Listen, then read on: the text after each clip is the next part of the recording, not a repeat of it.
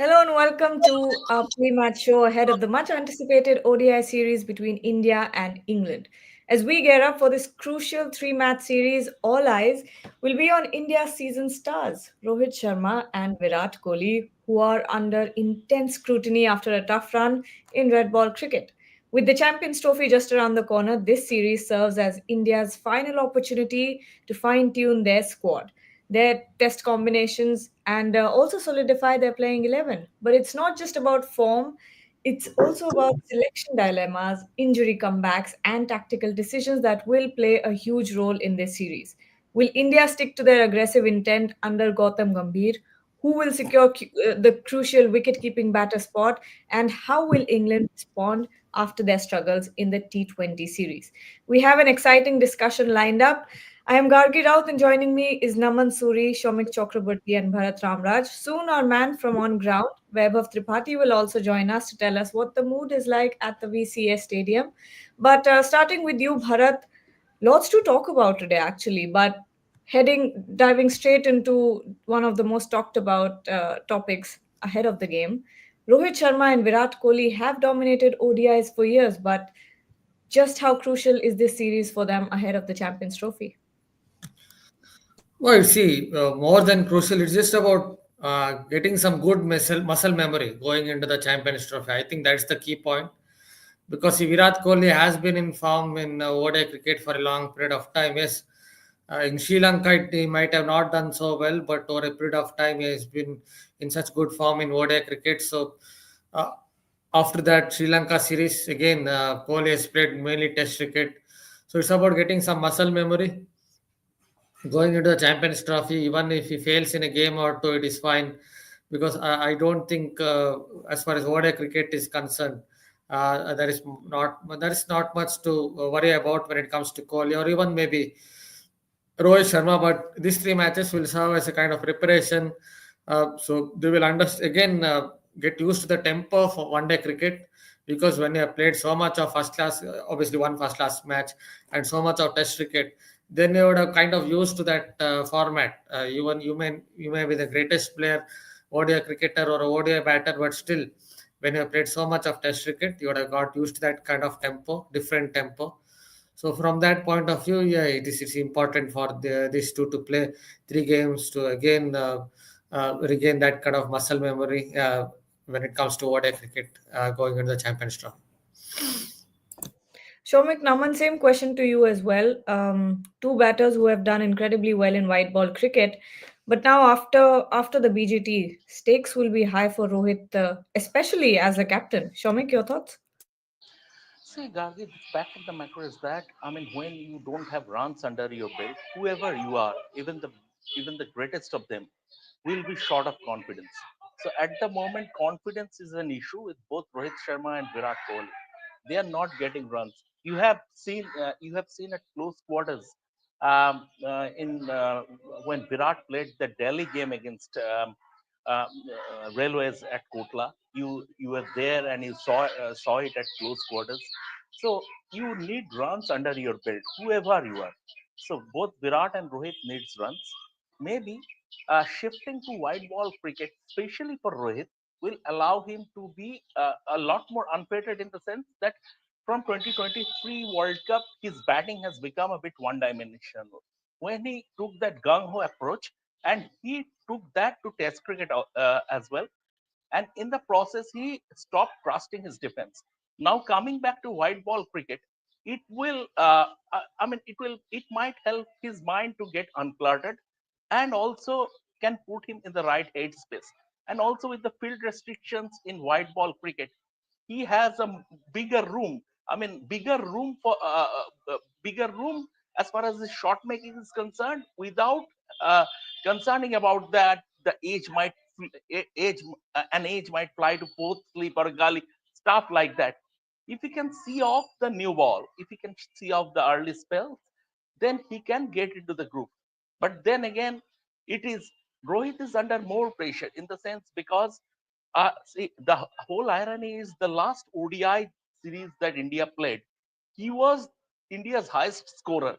In 3 innings in Sri Lanka, he scored 157 runs. His strike rate was 144. And amid the ruins, sort of when the entire batting unit imploded, he was the sole exception.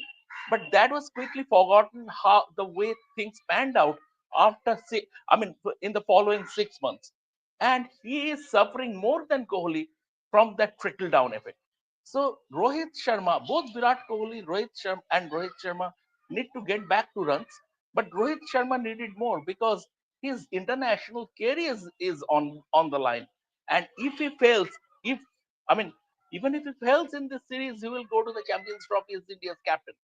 But he will go there with short of confidence, and that might affect his game in the Champions Trophy also. Rohit cannot afford to fail. Virat also, if he fails, he will be under more pressure. But then again, then again, they are big players. So when the chips are down, we expect them to respond. Let's see how they do it. But hopefully, hopefully they will find a way to get back into the groove. Naman?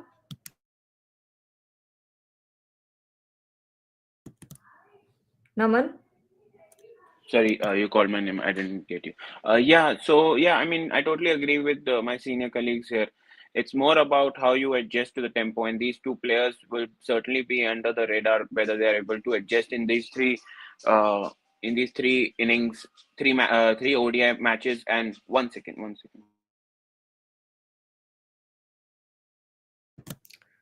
Sorry about that. Yeah, so I was saying that since these three matches will be typically viewed for the fact that how these two batters adjust to the format. It has been a very long break ever since they last played the matches in India, especially it's after World Cup, I believe. And Rohit's slump after Sri Lanka series has been very drastic. So how they play against these conditions in India. I mean, against these bowlers, especially that will be much to be spoken about. And Virat and Rohit both have been under the slump, but this format all the way changes from Test cricket. So, I mean, it's new for, I mean, it's changed for everyone, but these two batters will particularly need to adjust as quickly as possible because of the slump they have had in the red ball cricket.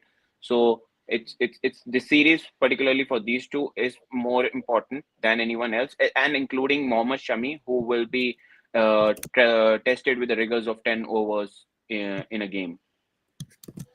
And Gargi, just one thing that I forgot to mention that I mean, Rohit and Virat, Rohit has a greater degree of difficulty. Over the last 6 months, it was apparent that slowing reflexes have become his bugbear. And now this England team have fast bowlers, serious pace in their ranks.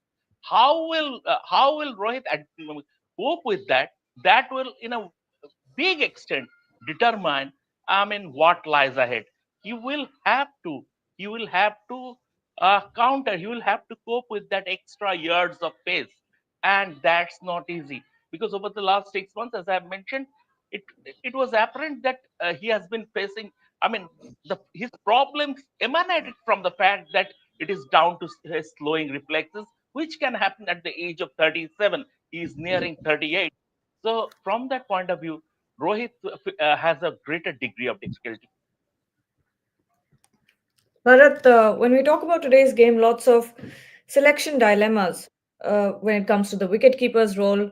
Shreyas Iyer, also Varun Chakravarti. So, let's start with the wicket-keeping batter position that we're talking about. KL Rahul or Rishabh Pant, who do you think works in the team as the wicket-keeping batter? If you ask me, KL Rahul has not done anything wrong in this particular format. I know that particular World Cup final, again and again, people will talk about that World Cup final, 2023 World Cup final, that he played too slowly and all that. But he's not done anything wrong when you look at his overall record. Even that 2023 World Cup, right until the final, he was contributing.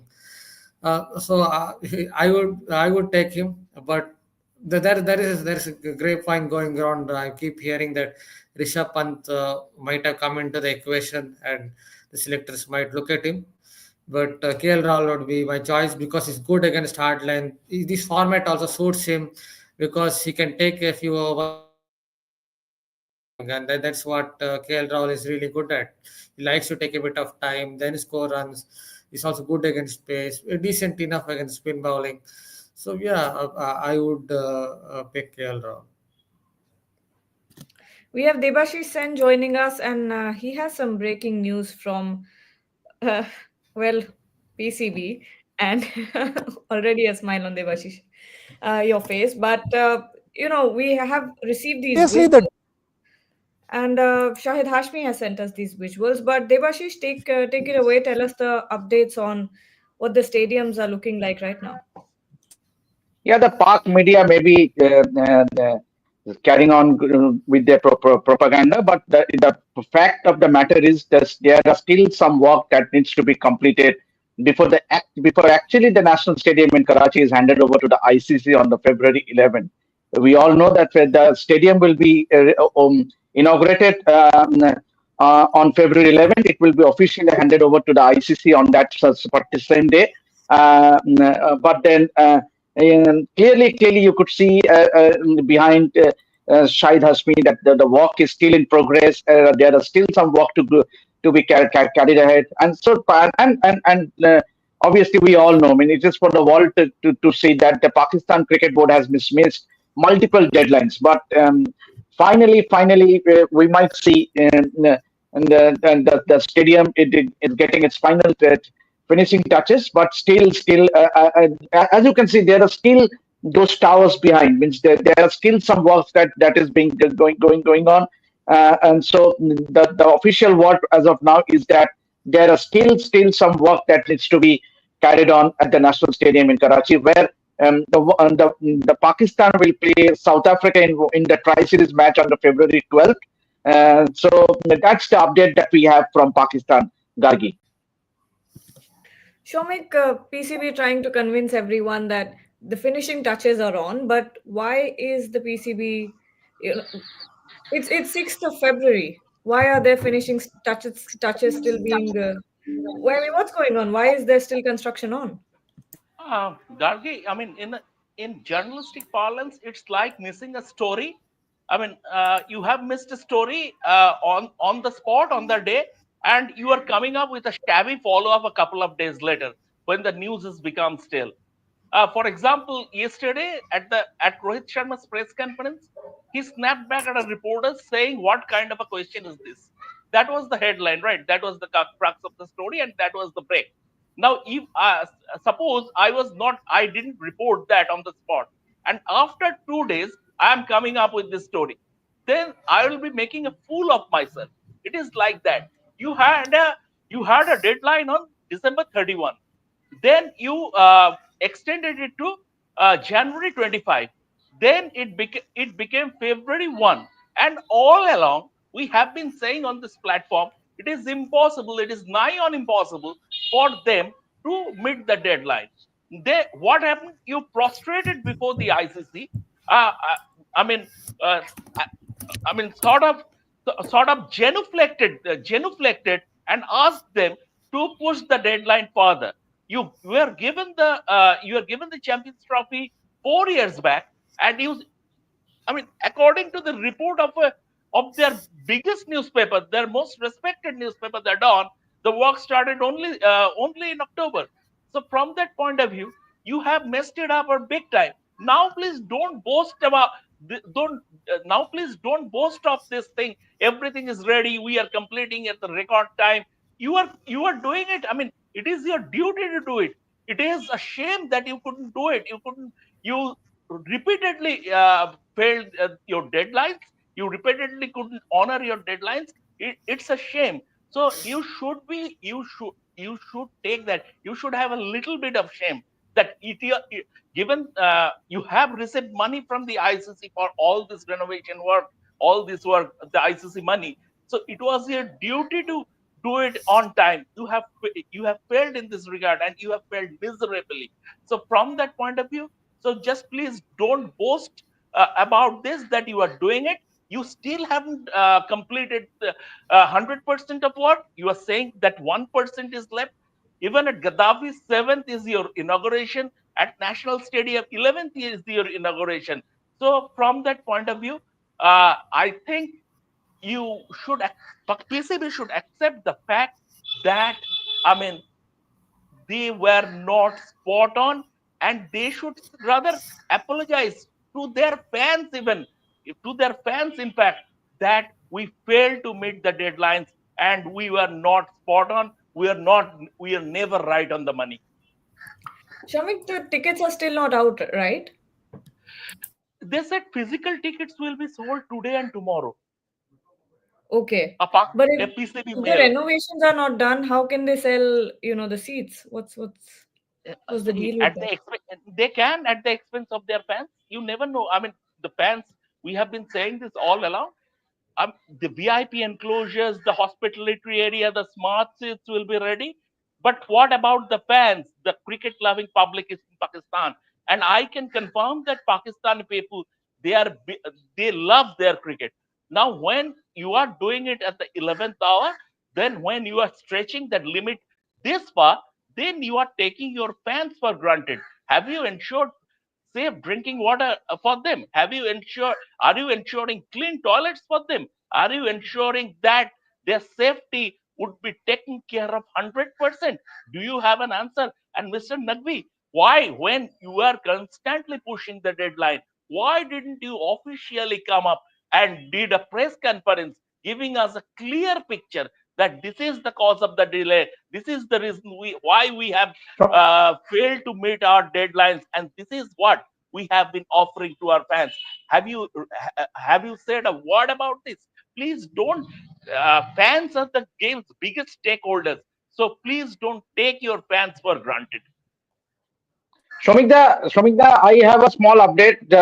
Tomorrow, the Pakistani media will be given a tour of the stadium and given a tour regarding the upgradation work that has been completed. But I can vouch that none of the Pakistani journalists who will be present at the National Stadium in Karachi will give us a clear picture, the real picture. Means obviously you spoke about the toilets, you spoke about the sitting facility for the normal general spectators. They will only boast of the corporate seats, the clubhouse and stuff like that. But the real picture, how much of work is still remains to be completed, we won't get to know about all these. Yes, we are told that tomorrow, that is on Thursday, the Pakistani media in Karachi will be given a tour and about the upgradation work that has been done in the past few months in the National Stadium in Karachi.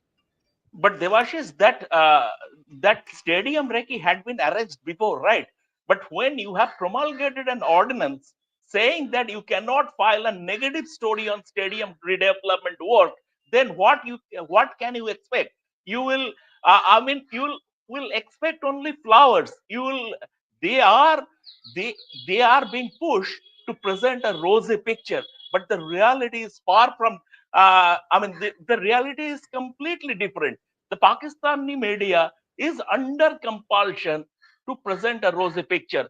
Otherwise, they might face consequences. The government has promulgated an audience.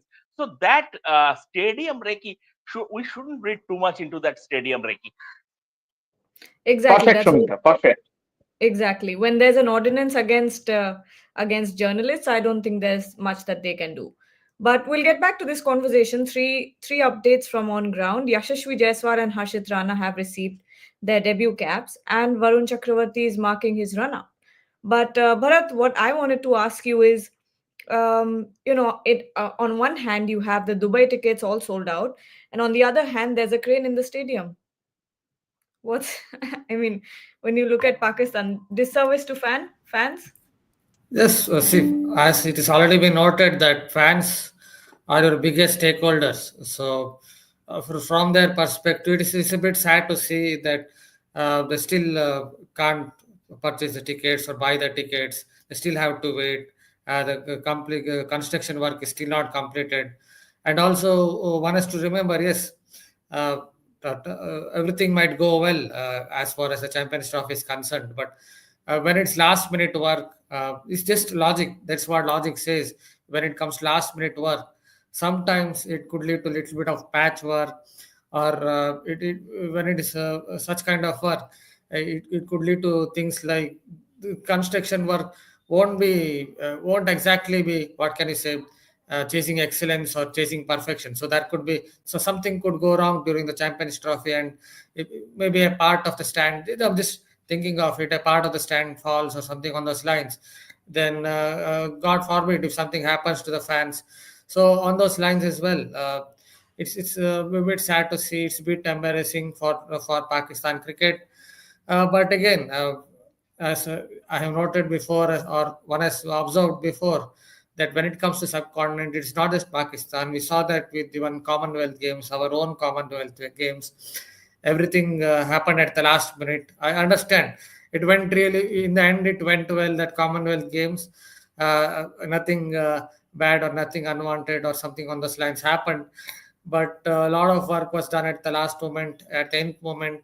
When you do such kind of work, you never know what could, what might happen. So considering all that, yes, it's sad to see, and also it's sad to see that the tickets haven't yet been put to the public.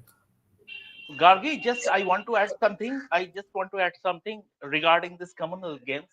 When we have been floundering, we as reporters, we covered the entire event.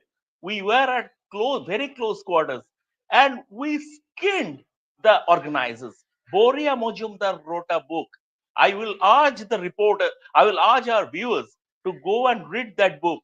I mean, we just skinned our government, and every day we filed stories saying that you have been floundering. You are, I mean, you are a disgrace. Then again, when eventually they pulled things off very nicely, but that didn't absolve them of the shabby work they did in the lead up. So, but we had that in a democracy, we had that liberty to, I mean, criticize our own people, because as reporters, what we see, we, I mean, what we see, we write, and we did that. Here, what is happening? Everything is under a blanket ban. Everything is under the wraps, and every time, even, I mean, sort of, I mean, you are feeding. They are trying to feed us half truths. Half-wit people are trying to feed us half truths, and that is, I mean, that is made. And in the entire process, the PCB has become a global laughing stock. Yeah, valid points there. But I think we should get back to the India versus England match because that's still happening, unlike the construction at the PCB stadiums. But Naman, when you talk about Harshit Rana, T20Is, Test, and ODI debut in the span of a month, what does that say about Harshit? I mean, he has been a spectacular player, no doubt about that. The only issue I have had with him is that he hasn't played enough domestic cricket. Although he has been given the push to go into Test, ODI, and T20 in a very short span of time, but he has performed well for India. In Australia in the first game, he did really well. I'm not sure about the selection in the pink ball test, but yes, and then in the T20I as well, he was really good with the ball. Despite the fact that he went for an 18-run over, but that comes and goes. It's an up. It's part of the game. So Harshit Rana getting the call. I mean, it's nice that the team is pushing the fast bowlers to come up and like perform, take up the responsibility, put their hand up and take up the responsibility, giving them the opportunity that is required to for easier transition. Given that Bumrah is not fit enough, there is no clue about whether he's going to be in the Champions Trophy from the beginning or will he come in later. Mohammad Shami's fitness is also a concern, that will he be able to take the rigors of bowling 10 overs a innings. So giving chance to bowlers like Harshit Rana is nice. And now there's a question that whether Shami will be playing if Harshit Rana is given the chance, or is there a choice between Arshdeep and Shami? So that is something I'm looking forward to. And yeah, I mean, Harshit Rana deserves the call up, but I mean, let's see how he performs and in this format as well. I'm not sure about, because the data with his domestic format is very low to judge him on for ODI. Devashish, we're 3 minutes away from the toss. Yashasvi Jaiswal, Harshit Rana have gotten their debut caps, but Varun Chakravarti, does he walk in the playing 11? Gargi, if you ask me, yes, it's obviously Yashasvi given the cap. There's a point. There's a point because he's part of the Champions Trophy squad. But what on earth you give a cap to Harshit Rana? Despite yes, he has done tremendously well in the last 1 year. He does deserve a place, but at this moment, when you have a Champions Trophy, it's these 3 1 days are part of your preparation with regard to your Champions Trophy, which begins in two weeks' time. And Harshit Rana doesn't feature in that 15. So why on earth are you trying Harshit Rana when you should have picked both Arshdeep Singh and Mohammad Shami? Because they are part of your squad, of the Champions Trophy squad. It does make a point in giving Yashasvi Jaiswal, trying Yashasvi Jaiswal, because he hasn't made his ODI debut. Today only he will make his ODI debut. And also there's a clear point about Varun Chakravarti as well, who at the back of his great show in the T20A series has been included as the last minute inclusion. So it makes a sense of trying Varun Chakravarti as well. But what on earth is does it ever make a sense to try Harshit Rana for this the first ODI? My colleagues might differ, but I definitely clear. I don't buy the point that Harshit Rana is being given the cap until and unless he has been he will be traveling with the side for Champions Trophy. Devashish, I So think you Devashish, are from a cricketing point of view, I think you are absolutely right. But I think picking Harshit Rana drops a hint that the team management is not sure about Bumrah's fitness, nor are they too sure about whether Shami is going to last. So from that point of view, they need someone.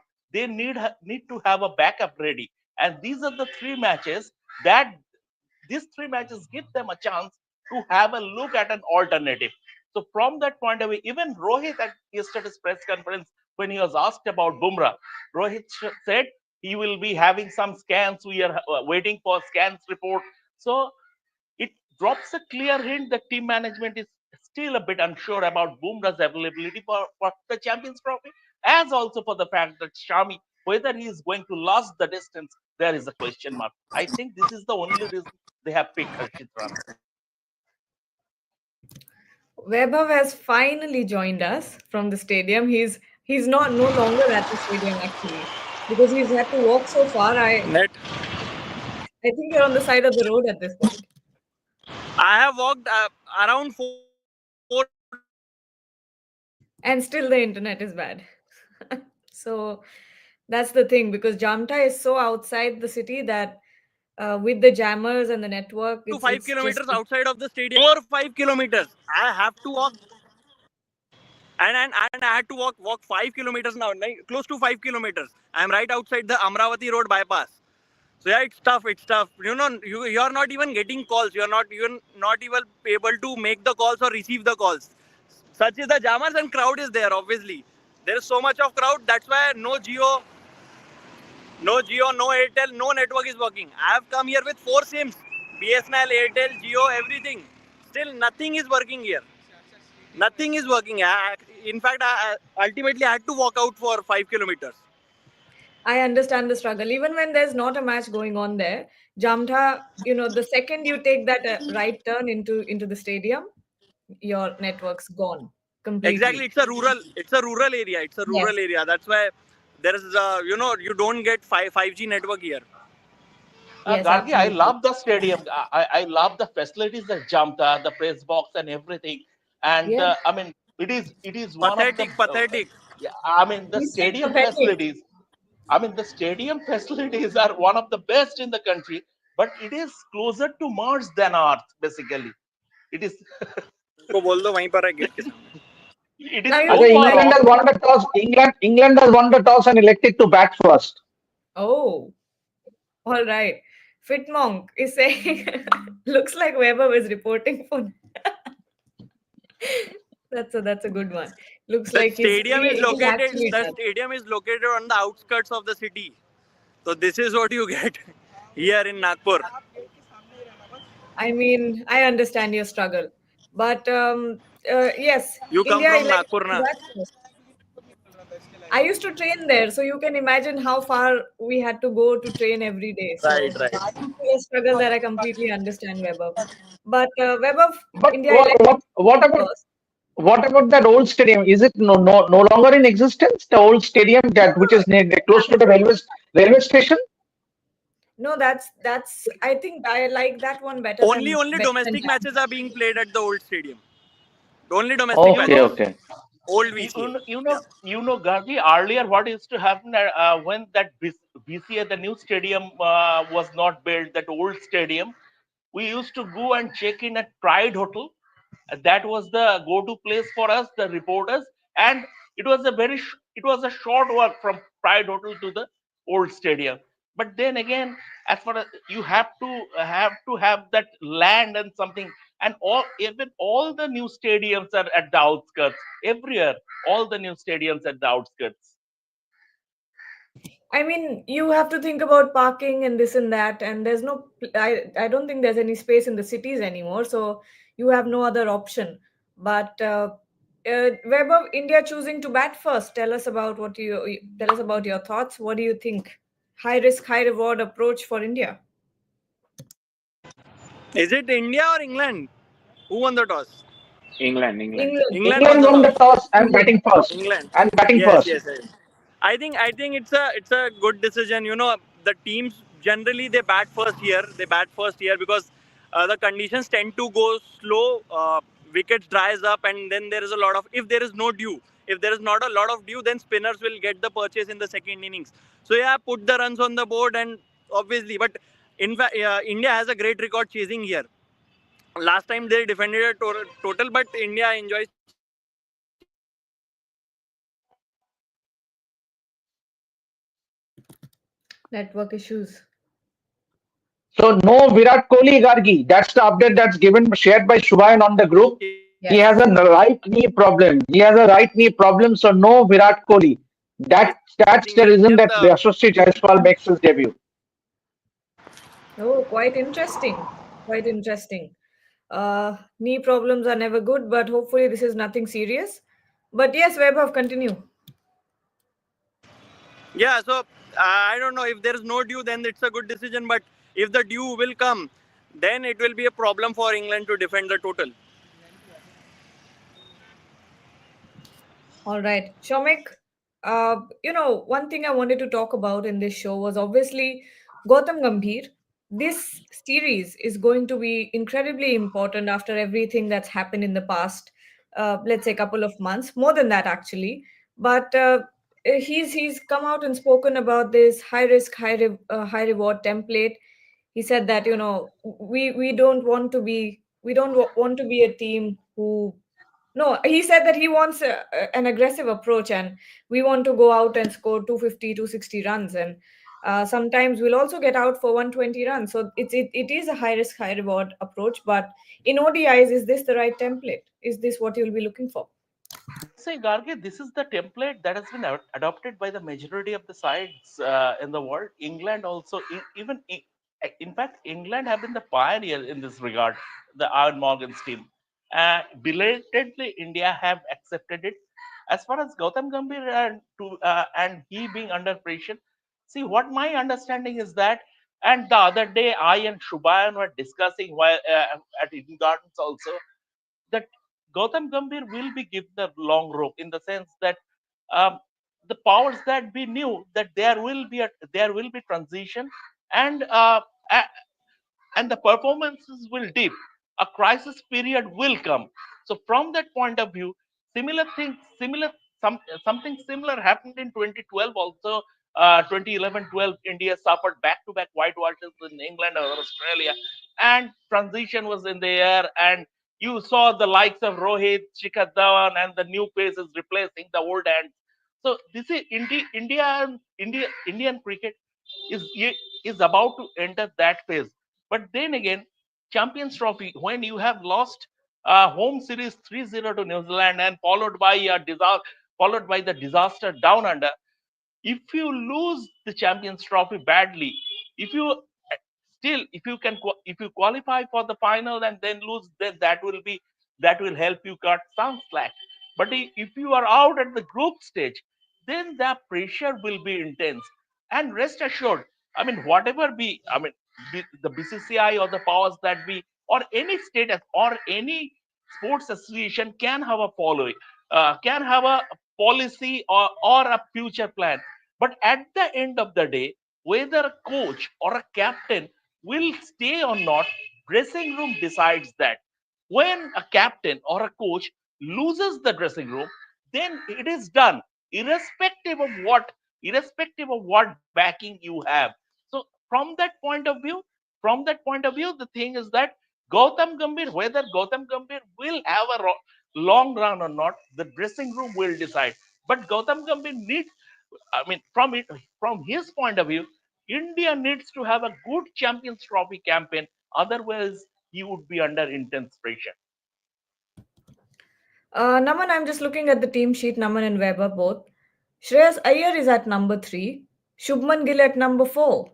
So, and no Rishabh Pant. So, what's really going on when it comes to the batting lineup?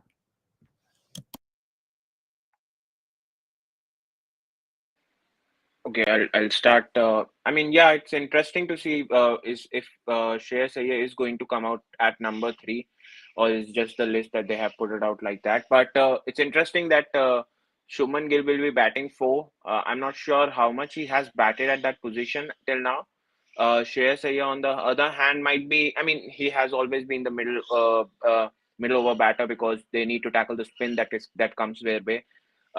In that regard, I mean, I think Shreyas Iyer might not find a bit difficulty coming up the order, but there might be some difficulty. I think Shubman Gill might find because I've not seen him bat at number 4 that lower down. So There is yeah, I mean, There sorry. is an Yes, update. yes. There is an update from PCCI that Virat Kohli is unavailable for this ODI due to sore knee. Yes, we Due to a broke that. sore knee, that is why he's We not broke that. available for the selection, and that is why he's not playing. Yes, we spoke about this like 5 minutes ago. Yeah. Okay. Yes, Naman. Yeah, and regarding KL Rahul and Pant, I mean, it was an obvious choice. They were going to go with KL Rahul. Despite the World Cup, whatever happened at the World Cup, he's not to be blamed. He was a great batter. Except, I mean, he stuck there in the final as well for India. However bad it went, but they were all going to stick with KL Rahul. Rishabh Pant was only in the gist because they wanted someone to be a left. They wanted someone there to be a left-hander in that list because the first 6 then becomes a right-handing lineup. Now Yashasvi Jaiswal came, so I think they went ahead with KL Rahul and see how he gets back to the rhythm of ODI format. All right. One question here, Weber. Why don't you answer this? Sports fan is asking, not asking, but saying, I think Virat's injury is a blessing in disguise because now you can judge both Gill and Jaiswal and decide who to play in the Champions Trophy. What do you think about this? See, obviously it's an opportunity for Yashasvi Jaiswal, but anyways, he will travel with the team in the Champions Trophy as a backup opener only. Shubman Gill is the vice captain, so he will start obviously with Rohit Sharma. Virat, whenever he's fit, he will come back into his 11 at number 3. So I think Yashasvi, anyways, the injury replacement is a backup option. We cannot say that he will start. So it's more of an opportunity to get some runs and show his metal with the bat. But again, if you look at from the long perspective, I don't think he will start in the Champions Trophy. He's just traveling with the team. In case of any injury, you have a backup in Yashasvi Jaiswal. Debashish, your thoughts? Can you come again, please? Virat, yes, Naman, you're on mute. You're still on mute.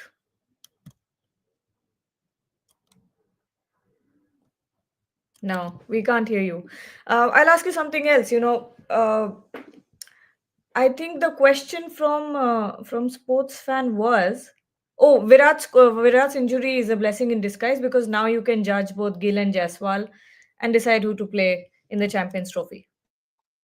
I think that's a fair call. I think and just justified as well to get in Yashasvi Jaiswal because he can come good at the top. Means given that he is a left-hander, so that way and that will put more trouble for the opponent bowling attack, because eventually the opponent bowling attack, if you have an opening order with a left hand and right hand combination, that it does make it difficult for the opponent bowlers. So I think in that case, and remember, Yashasvi has done reasonably well in IPL. We know what his exploits are in IPL. He has done well in ODIs and Test matches. So I think it definitely definitely a case for Yashasvi to get him in. And on that note, I would have rather loved to see Varun Chakravarti as well, and getting a nod in. Means obviously Rohit Sharma did mention that he will get a chance in one of the three matches. So ideally, these three ODIs, you actually look at it at the preparation for the Champions Trophy. So you must try experimenting with the 10 out of the 11 players are automatically, you have a fair idea. You don't have to be a cricket expert to tell what would be the playing 11 like. But definitely, I think one or two bone of contention will be to try and see Yashasvi Jaiswal, maybe Kuldeep Yadav, who is also coming after an injury. He isn't part of that playing 11 today, but I would rather love to see a Varun Chakravarti, given the form he has been in the recent time. So that would add a lot of firepower in that Indian bowling. Shomik, were you expecting Varun Chakravarti to walk in the team? Yeah. Otherwise, what was the purpose of including him Yeah, in the side? exactly. I totally agree with Devashish. When you have included him in the 11, these are the your three matches to have a look at him in the 50 over format before deciding whether you can fit into the squad for the Champions Trophy. So, and for that, he needs to have game time in this format. So, I mean, it sort of defies logic a bit, because I mean, brought him in as an additional member, and then you are not playing him.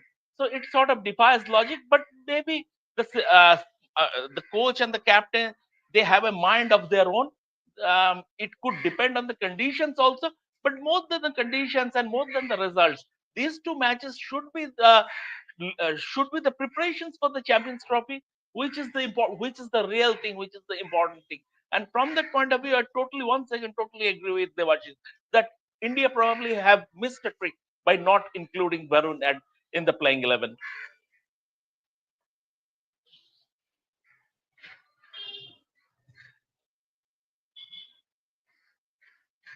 Gargi, you're on mute.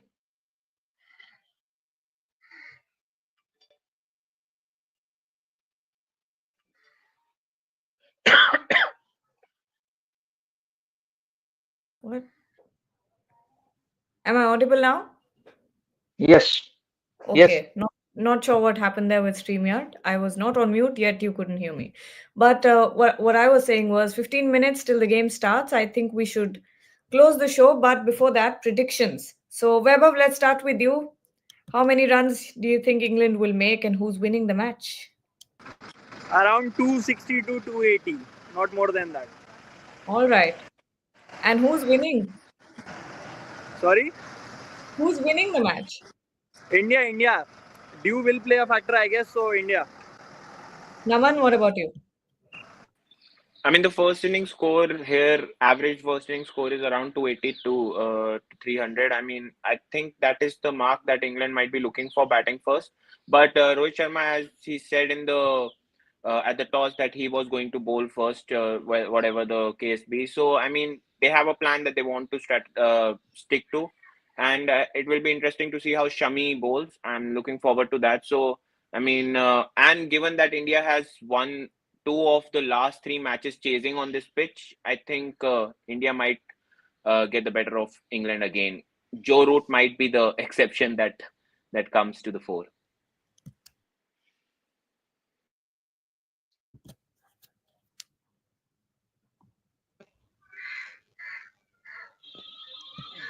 Gargi, you are probably on the mute. Shomik, your prediction? Gargi, I expect England to score 300, something sort of 300. I would love to see a Joe Root 100. That will make my day. And I expect India to chase that down. Come on. Devashish? Your predictions. Pramigda, if you want Joe Root to score 100, then that will give a sorry state of affairs with Indian bowling. Joe Root scoring 100 means, but clearly, whatever means, I would look forward to Harry Brook because he has failed miserably in the T20 series. So Harry Brook, a lot is expected of Harry Brook, means given his exploits in white ball format. So if England can go away, means obviously that top five batting of England is has enough firepower. Means you open with a Ben Duckett, you have a Josh Butler, you have a Harry Brook, you have a Liam Livingstone. So I think I would love to see England score and put pressure and challenge India, because that would be an ideal preparation for India leading up to the Champions Trophy. And obviously, I would put my money on India chasing whatever the total England post, but definitely not 100 from Joe Root. That will All make right. my day, Devashish. That will make my day if Joe Root So scores 100. everyone here thinks that India will win this game. Let's see what happens. We'll be back at 5, so don't forget to join us then. Thank you everyone for